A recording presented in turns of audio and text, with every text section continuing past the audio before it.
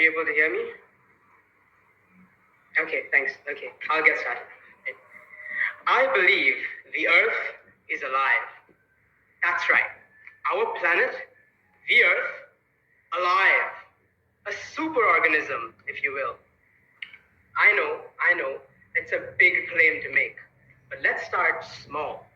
Let's start with ants. Did you know, if you take an ant and put it far away from its colony, like say on a tabletop, it will go around in circles, over and over, until it dies. Individual ants are not very bright. Now, let's put this ant in context with the rest of its colony. An ant colony has no leaders that oversees its operations. No, the queen ant does not command its brethren on what to do. In fact, each ant is like a machine that has no idea why it's doing what it's doing. Actually, most of the time, all an ant does is follow the strongest chemical scent left behind by nearby ants, like a machine following instructions. For example, suppose you see a trail of ants one day, and you're having a particularly bad day, so you decide to go on an ant genocide. The chemical scent normally left by the ant will abruptly stop following their death at your hands. Seeing this, the rest of the ants stop taking that path, choosing to take paths with stronger, more alive chemical scents instead. From the perspective of individual ants, this is horrific. Some ants go out just to die. But from the perspective of the whole colony, thanks to the death of a few ants, they learn to avoid the ugly ant-devouring monster. Now, instead of independent organisms, what if we saw individual ants as dumb components of a much larger, intelligent organism, the colony? Colonies are capable of learning to avoid threats, as we saw earlier, even though individual ants are incapable of learning. This is an example of emergence, the idea that macroscopic entities can have different properties than the individual parts that make it up. Simply put, it's the idea that things are more than the sum of their parts.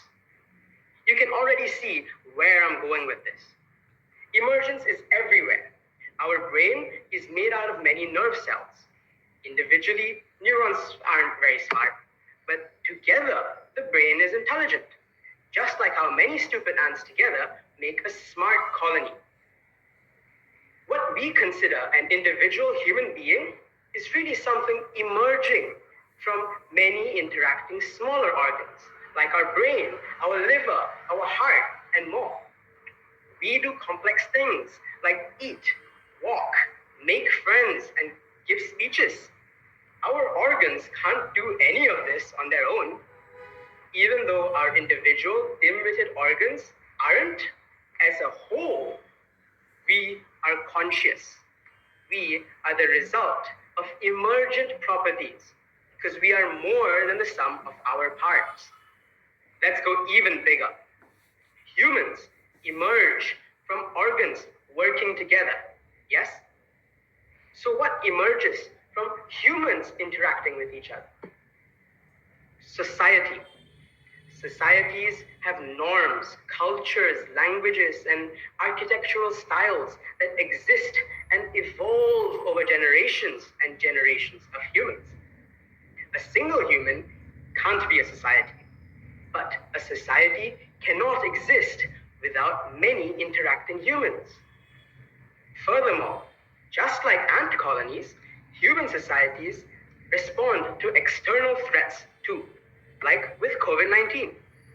Whole societies, whole nations were closing borders with other society, and we even collectively adapted by wearing masks. Perhaps, from a macro perspective, if there was someone out there looking down on us, we too behave like an ant colony, like a hive mind, even though individually we are just all acting in our own interests.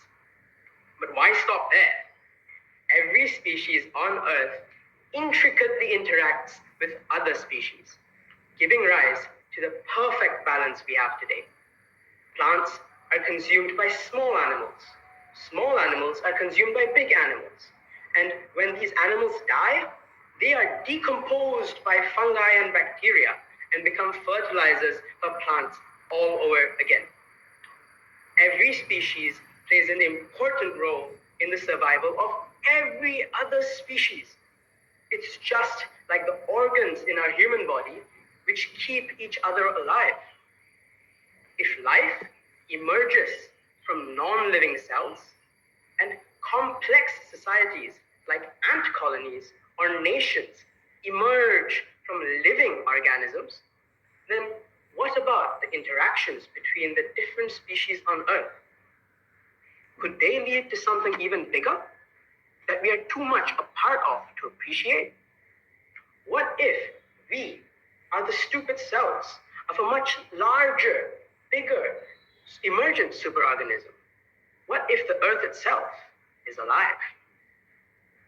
We humans often make the mistake of seeing everything from a top-down perspective.